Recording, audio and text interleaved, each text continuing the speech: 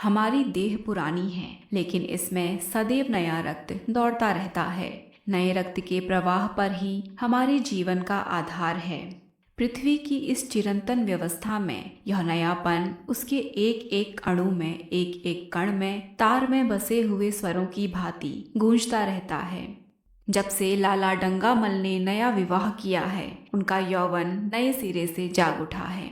जब पहली स्त्री जीवित थी, तब वे घर में बहुत कम रहते थे। प्रातः से 10-11 बजे तक तो पूजा पाठ ही किया करते थे। फिर भोजन करके दुकान चले जाते। वहां से 1 बजे रात लौटते और थके मांदे सो जाते। यदि लीला कभी कहती जरा और सवेरे आ जाया करो, तो बिगड़ जाते और कहते तुम्हारे लिए क्या दुकान छोड़ दूं या रोजगार बंद कर दूं। यह वह जमाना नहीं है कि एक लोटा जल चढ़ाकर लक्ष्मी प्रसन्न कर ली जाए। आज उनकी चौखट पर माथा रगड़ना पड़ता है, तब भी उनका मुंह सीधा नहीं होता। लीला बेचारी चुप हो जाती। अभी 6 महीने की बात है, लीला को ज्वर चढ़ा हुआ था। लाला जी दुकान जाने लगे। तब उसने डरते डरते कहा था, देखो मेरा जी अच्छा नहीं है, जरा सवेरे आ जाना। डंगामल ने पगड़ी उतारकर खूंटी पर लटका दी और बोले, अगर मेरे बैठे रहने से तुम्हारा जी अच्छा हो जाए तो मैं दुकान न जाऊंगा। लीला हताश होकर बोली, मैं दुकान जाने को तो नहीं मना करती, केवल जरा सवेरे आने को कहती हूँ। तो क्या दुकान पर बैठा मौज किया करता हूँ? लीला इसका क्या जवाब देती? पति का स्नेहहीन व्यवहार उसके लिए कोई नई बात न थी। इधर कई साल से उसे इसका कठोर अनुभव हो रहा था कि उसकी इस घर में कद्र नहीं है। वह अक्सर इस समस्या पर विचार भी किया करती, पर वह अपना कोई अपराध न पाती। वह पति की सेवा अब पहले से कहीं ज्यादा करती, उनके कार्यभार को हल्का करने की बराबर चेष्टा करती रहती, बराबर प्रसन्न चित्त रहती, कभी उनकी इच्छा के विरुद्ध कोई काम नहीं करती। अगर उसकी जवानी ढल चुकी थी तो इसमें उसका क्या अपराध था? किसी की जवानी सदैव स्थिर रहती है। अगर अब उसका स्वास्थ्य उतना अच्छा न था तो इसमें उसका क्या दोष? उसे बेकसूर क्यों दंड दिया जाता था? उचित तो यह था कि 25 साल का साहचर्य अब एक गहरी मानसिक और आत्मिक अनुरूपता का रूप धारण कर लेता, जो दोष को भी गुण बना लेता है, जो पके फल की तरह ज्यादा रसीला, ज्यादा मीठा, ज्यादा सुंदर हो जाता है। लेकिन लाला जी का वणिक हृदय हर एक पदार्थ को वाणिज्य की तराजू से तोलता था। बूढ़ी गाय जब ना दूध दे सकती है ना बच्चे, तब उसके लिए गौशाला ही सबसे अच्छी जगह है। उनके विचार में लीला के लिए इतना ही काफी था कि घर की मालकिन बनी रहे, आराम से खाए और पड़ी रहे। उसे अख्तियार है चाहे जितने जेवर बनवाए, चाहे जितना स्नान व पूजा करे, केवल उनसे दूर रहे। मानव प्रकृति की जटिलता का एक रहस्य यह था कि डंगामल जिस आनंद से लीला को वंचित रखना चाहते थे, जिसकी उसके लिए कोई जरूरत ही ना समझते थे, खुद उसी के लिए सदैव प्रयत्न करते रहते थे। लीला 40 वर्ष की होकर बूढ़ी समझ ली गई थी, किंतु वे 43 के होकर भी अभी जवान ही थे, जवानी के उन्माद और उल्लास से भरे हुए। लीला से अब उन्हें एक तरह की अरुचि होती थी, और वह दुखिया जब अपनी त्रुटियों का अनुभव करके प्रकृति के निर्दय आघातों से बचने के लिए रंग व रोगन की आड़ लेती, तब लाला जी उसके बूढ़े नखरों से और भी घृणा करने लगते। वे कहते, वाह री तृष्णा, 7 लड़कों की तो माँ हो गई, बाल खिचड़ी हो गए, चेहरा धुले हुए फलालेन की तरह सिकुड़ गया, मगर आपको अभी महावर, सेंदूर, मेहंदी और उपटन की हवस बाकी ही है। औरतों का स्वभाव भी कितना विचित्र है, न जाने क्यों बनाव सिंगार पर इतना जान देती हैं। पूछो अब तुम्हें और क्या चाहिए? क्यों नहीं मन को समझा लेती कि जवानी विदा हो गई और इन उपादानों से अब वह वापस नहीं बुलाई जा सकती। लेकिन वे खुद जवानी का स्वप्न देखते रहते थे। उनकी जवानी की तृष्णा अभी शांत न हुई थी। जाड़ों में रसों और पाकों का सेवन करते रहते थे। हफ्तों में 2 बार खिजाब लगाते और एक डॉक्टर से मंकी ग्लैंड के विषय में पत्र व्यवहार कर रहे थे। लीला ने उन्हें असमंजस में देखकर कातर स्वर में पूछा, कुछ बतला सकते हो? के बजे आओगे? लाला जी ने शांत भाव से पूछा, तुम्हारा जी कैसा है? लीला क्या जवाब देती? अगर कहती कि बहुत खराब है तो शायद वे महाशय वहीं बैठ जाएं और उसे जली कटी सुनाकर अपने दिल का बुखार निकालें। अगर कहती है कि अच्छी हूँ तो शायद निश्चिंत होकर 2 बजे तक कहीं खबर लें। इस दुविधा में डरते डरते बोली, अब तक तो हल्की थी, लेकिन अब कुछ भारी हो रही है। तुम जाओ, दुकान पर लोग तुम्हारी राह देखते होंगे। हाँ, ईश्वर के लिए एक दो ना बजा देना। लड़के सो जाते हैं, मुझे जरा भी अच्छा नहीं लगता, जी घबराता है। सेठ जी ने अपने स्वर में स्नेह की चाशनी देकर कहा, 12 बजे तक आ जरूर जाऊंगा। लीला का मुख धूमिल हो गया। उसने कहा, 10 बजे तक नहीं आ सकते? 11:30 से पहले किसी तरह नहीं। नहीं, 10:30। अच्छा, 11 बजे। लाला वादा करके चले गए। लेकिन 10 बजे रात को एक मित्र ने मुजरा सुनने के लिए बुला भेजा। इस निमंत्रण को कैसे इनकार कर देते? जब एक आदमी आपको खातिर से बुलाता है, तब यह कहाँ की भलमनसाहत है कि आप उसका निमंत्रण अस्वीकार कर दें। लाला जी मुजरा सुनने चले गए। 2 बजे लौटे। चुपके से आकर नौकर को जगाया और कमरे में आकर लेटे रहे। लीला उनकी राह देखती प्रतिक्षण विकल वेदना का अनुभव करती हुई न जाने कब सो गई। अंत को इस बीमारी ने अभागिन लीला की जान ही लेकर छोड़ा। लाला जी को उसके मरने का बड़ा दुख हुआ। मित्रों ने संवेदना के तार भेजे। एक दैनिक पत्र ने शोक प्रकट करते हुए लीला के मानसिक और धार्मिक सद्गुणों को खूब बढ़ाकर वर्णन किया। लाला जी ने इन सभी मित्रों को हार्दिक धन्यवाद दिया और लीला के नाम से बालिका विद्यालय में 5 वजीफे प्रदान किए तथा मृतक भोज तो जितने समारोह से किया गया वह नगर के इतिहास में बहुत दिनों तक याद रहेगा। लेकिन 1 महीने भी न गुजर पाया था कि लाला जी के मित्रों ने चारा डालना शुरू कर दिया और उसका यह असर हुआ कि 6 महीने की विधुरता के तप के बाद उन्होंने दूसरा विवाह कर लिया। आखिर बेचारे क्या करते? जीवन में एक सहचरी की आवश्यकता तो थी ही और इस उम्र में तो एक तरह से अनिवार्य हो गई थी। जब से नई पत्नी आई, लाला जी के जीवन में आश्चर्यजनक परिवर्तन हो गया। दुकान से अब उतना प्रेम नहीं था। लगातार हफ्तों न जाने में भी उनके कारोबार में कोई हर्ज नहीं होता था। जीवन के उपभोग की जो शक्ति दिन दिन क्षीण होती जाती थी, अब वह छींटे पाकर सजीव हो गई थी। सूखा पेड़ हरा हो गया था। उसमें नई नई कोपलें फूटने लगी थी। मोटर नई आ गई थी। कमरे नए फर्नीचर से सजा दिए गए थे। नौकरों की भी संख्या बढ़ गई थी। रेडियो आ पहुंचा था और प्रतिदिन नए नए उपहार आते रहते थे। लाला जी की बूढ़ी जवानी जवानों की जवानी से भी प्रखर हो गई थी। उसी तरह जैसे बिजली का प्रकाश चंद्रमा के प्रकाश से ज्यादा स्वच्छ और मनोरंजक होता है।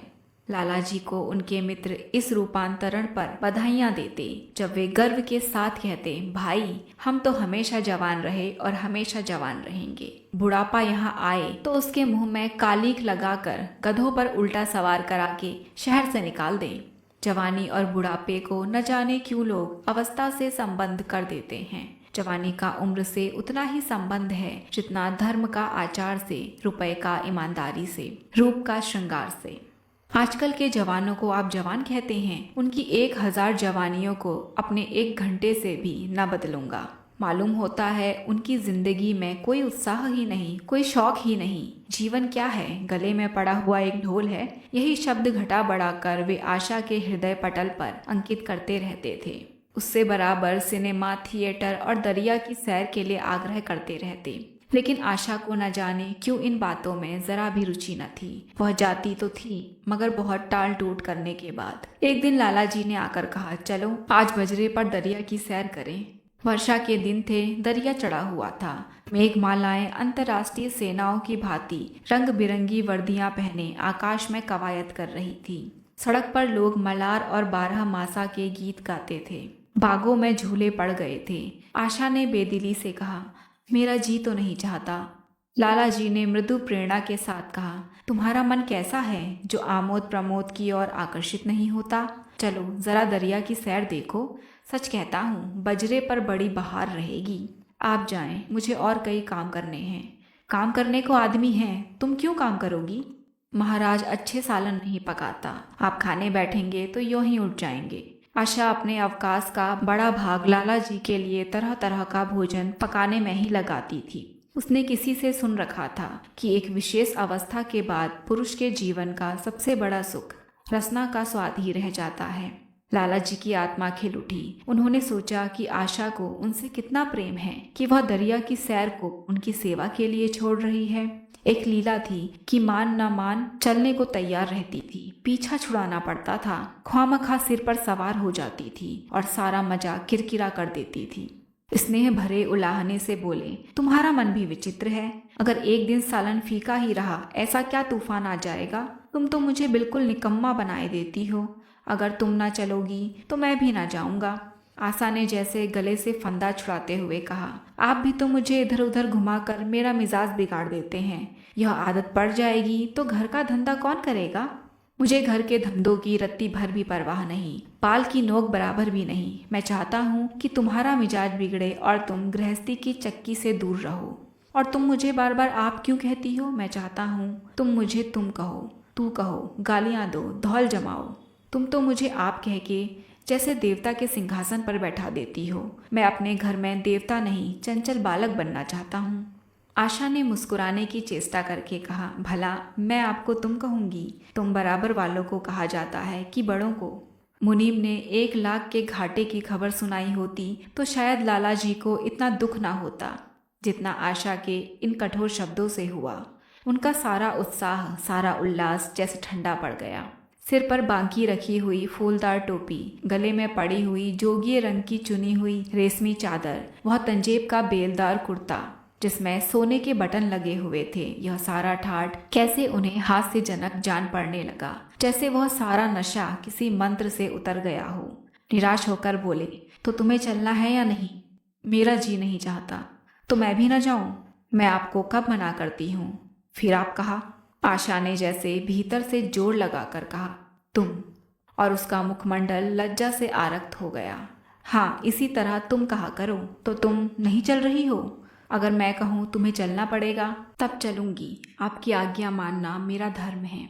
लाला जी आज्ञा ना दे सके। आज्ञा और धर्म जैसे शब्द उनके कानों में चुभने से लगे। खिसियाए हुए बाहर को चल पड़े। उस वक्त आशा को उन पर दया आ गई। बोली, तो कब तक लौटोगे? मैं नहीं जा रहा हूँ। अच्छा, तो मैं भी चलती हूँ। जैसे कोई जिद्दी लड़का रोने के बाद अपनी इच्छित वस्तु पाकर उसे पैरों से ठुकरा देता है, उसी तरह लाला जी ने मुंह बनाकर कहा, तुम्हारा जी नहीं करता तो ना चलो। मैं आग्रह नहीं करता।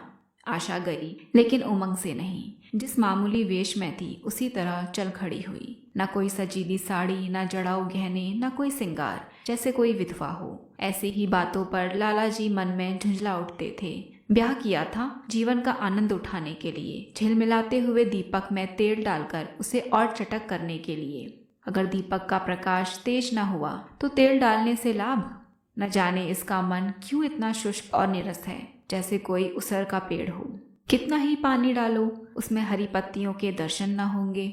जड़ाऊ गहनों से भरी पेटियां खुली हुई हैं। कहाँ कहाँ से मंगवाए, दिल्ली से, कलकत्ते से। कैसी कैसी बहुमूल्य साड़ियां रखी हुई हैं, एक नहीं सैकड़ों, पर केवल संदूक में कीड़ों का भोजन बनने के लिए। दरिद्र घर की लड़कियों में यही ऐब होता है, उनकी दृष्टि सदैव संकीर्ण रही है। न खा सके, न पहन सके, न दे सके। उन्हें तो खजाना भी मिल जाए तो यही सोचती रहेंगी कि खर्च कैसे करें। दरिया की सैर तो हुई पर विशेष आनंद न आया। कई महीने तक आशा की मनोवृत्तियों को जगाने का असफल प्रयत्न करके लाला जी ने समझ लिया कि इसकी पैदाइश ही मुहर्रमी है, लेकिन फिर भी निराश न हुए। ऐसे व्यापार में एक बड़ी रकम लगाने के बाद वे उसमें अधिक से अधिक लाभ उठाने की वाणिज्यिक प्रवृत्ति को कैसे त्याग देते? विनोद की नई नई योजनाएं पैदा की जाती। ग्रामोफोन अगर बिगड़ गया है, गाता नहीं या साफ आवाज नहीं निकलती, तो उसकी मरम्मत करानी पड़ेगी। उसे उठाकर रख देना तो मूर्खता है। इधर बूढ़ा महाराज एकाएक बीमार होकर घर चला गया था और उसकी जगह उसका 17-18 साल का जवान लड़का आ गया था। कुछ अजीब गवार था, बिल्कुल झंगड़ उजड़, कोई बात ही न समझता था। जितने फुलके बनाता उतनी तरह के। हाँ, एक बात समान होती, सब बीच में मोटे होते, किनारे पतले।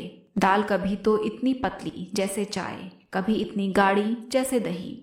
नमक कभी इतना कम कि बिल्कुल फीकी, कभी इतना तेज कि नींबू का शौकीन। आशा मुंह हाथ धोकर चौके में पहुंच जाती और इस डरपोक शंख को भोजन पकाना सिखाती। एक दिन उसने कहा, तुम कितने नालायक आदमी हो जुगल। आखिर इतनी उम्र तक तुम घास खोदते रहे या भाड़ झोंकते रहे कि फुलके तक नहीं बना सकते। जुगल आंखों में आंसू भरकर कहता, बहू जी, अभी मेरी उम्र ही क्या है, 17वां ही तो पूरा हुआ है। आशा को उसकी बात पर हंसी आ गई। उसने कहा, तो रोटियां पकाना क्या 10-5 साल में आता है? आप 1 महीना सिखा दें बहू जी, फिर देखिए मैं आपको कैसे फुलके खिलाता हूँ कि जी खुश हो जाए। जिस दिन मुझे फुलके बनाने आ जाएंगे मैं आपसे कोई इनाम लूंगा। सालन तो अब मैं कुछ कुछ बनाने लगा हूँ। क्यों? आशा ने हौसला बढ़ाने वाली मुस्कुराहट के साथ कहा। सालन नहीं, वो बनाना आता है। अभी कल ही नमक इतना तेज था कि खाया ना गया। मसाले में कच्चाधा आ रही थी। मैं जब सालन बना रहा था तब आप यहाँ कब थी? अच्छा, तो मैं जब यहाँ बैठी रहूं तब तुम्हारा सालन बढ़िया पकेगा। आप बैठी रहती हैं तब मेरी अक्ल ठिकाने रहती है। आशा को जुगल की इन भोली बातों पर खूब हंसी आ रही थी। हंसी को रोकना चाहती थी पर वह इस तरह निकल पड़ती थी जैसे भरी बोतल उड़ेल दी गई हो।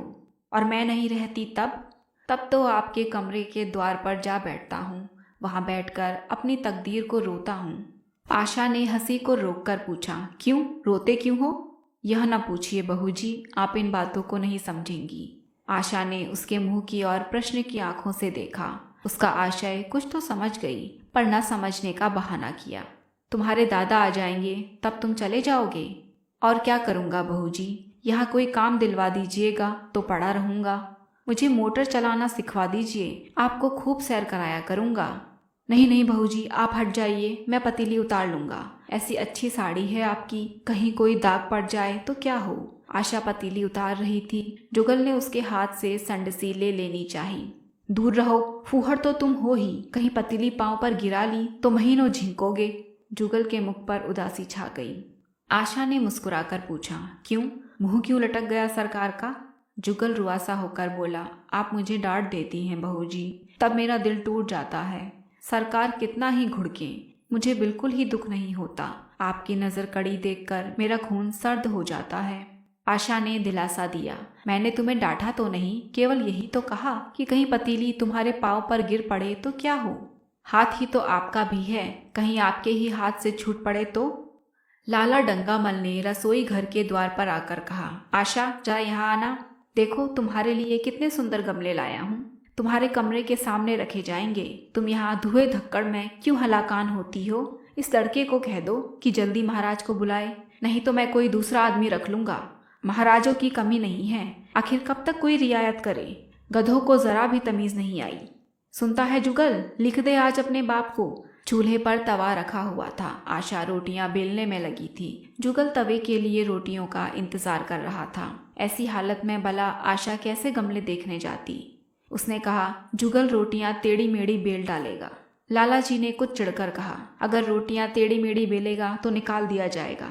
आशा अनसुनी करके बोली, 10-5 दिन में सीख जाएगा, निकालने की क्या जरूरत है। तुम आकर बतला दो गमले कहाँ रखे जाएं। कहती तो हूँ रोटियां बेल कर आई जाती हूँ। नहीं, मैं कहता हूँ तुम रोटियां मत बेलो, आप तो ख्वामखा जिद करते हैं।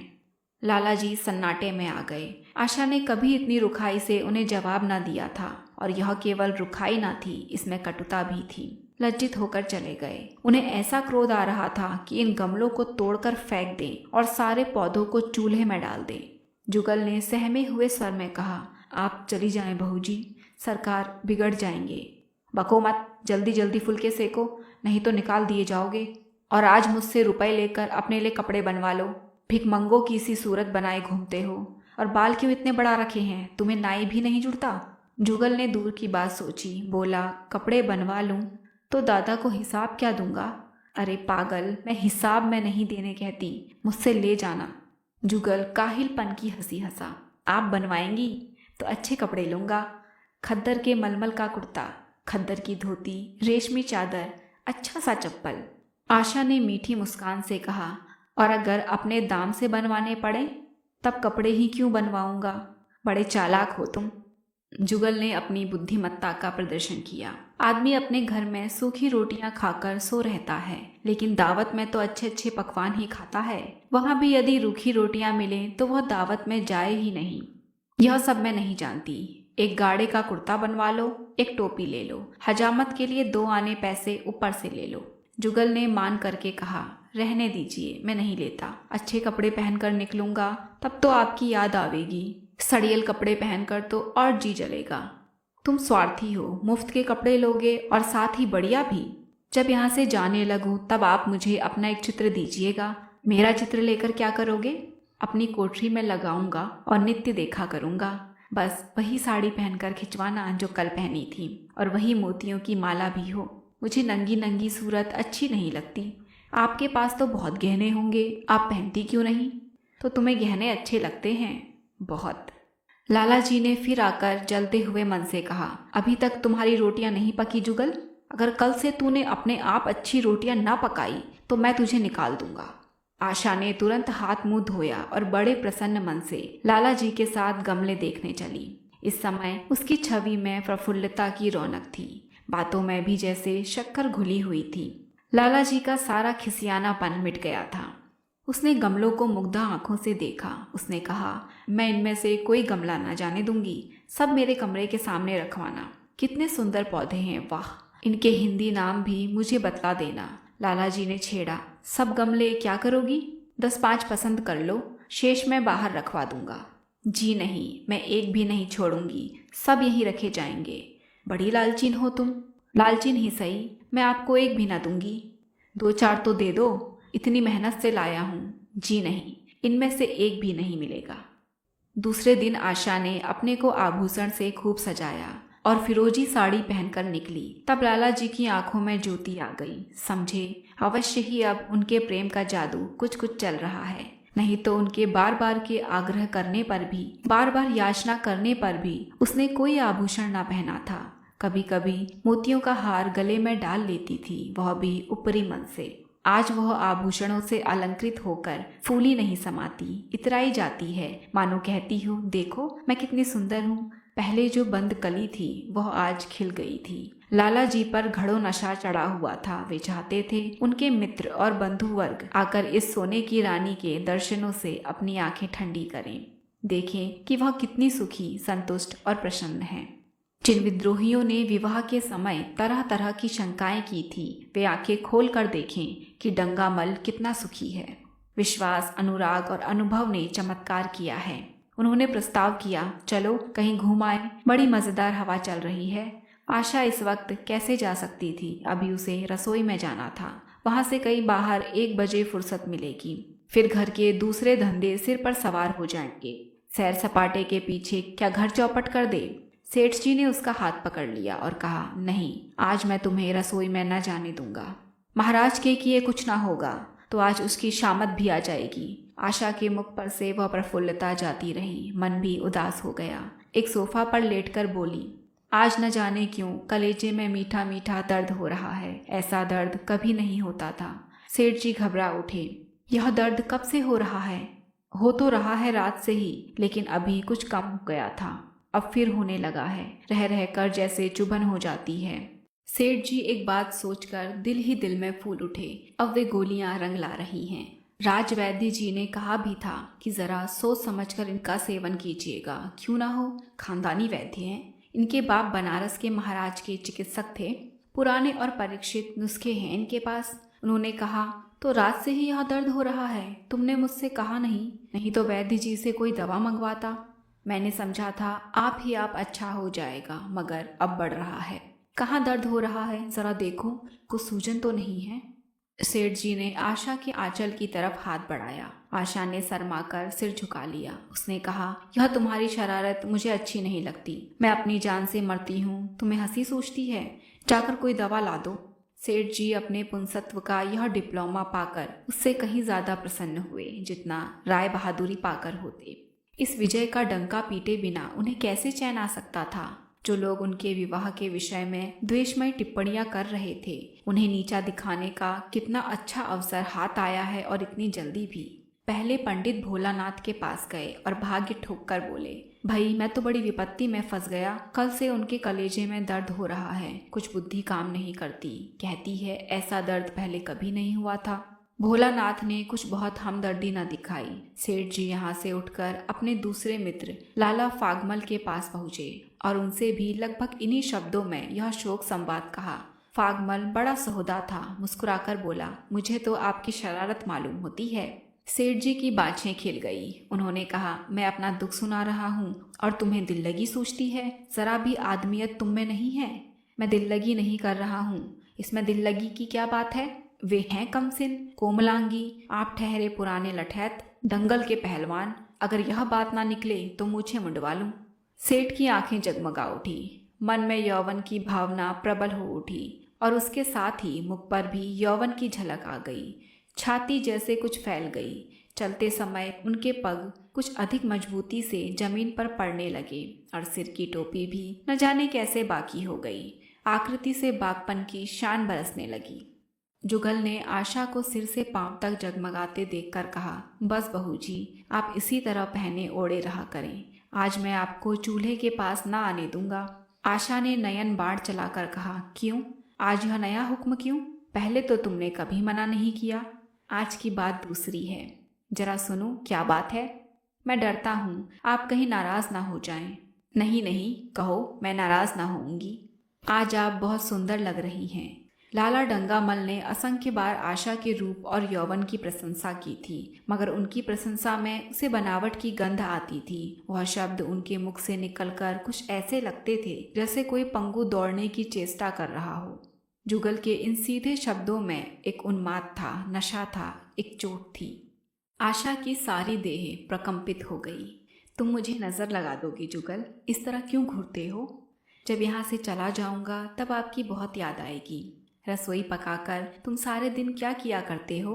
दिखाई नहीं देते? सरकार रहते हैं इसलिए नहीं आता।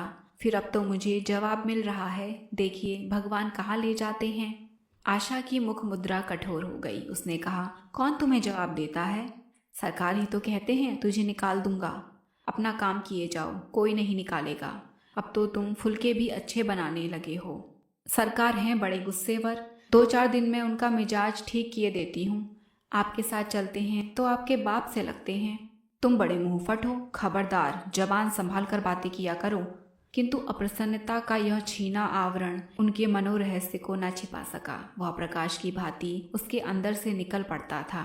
जुगल ने फिर उसी निर्भीकता से कहा, मेरा मुंह कोई बंद कर ले, यहाँ तो सभी यही कहते हैं। मेरा ब्याह कोई 50 साल की बुढ़िया से कर दे तो मैं घर छोड़कर भाग जाऊं?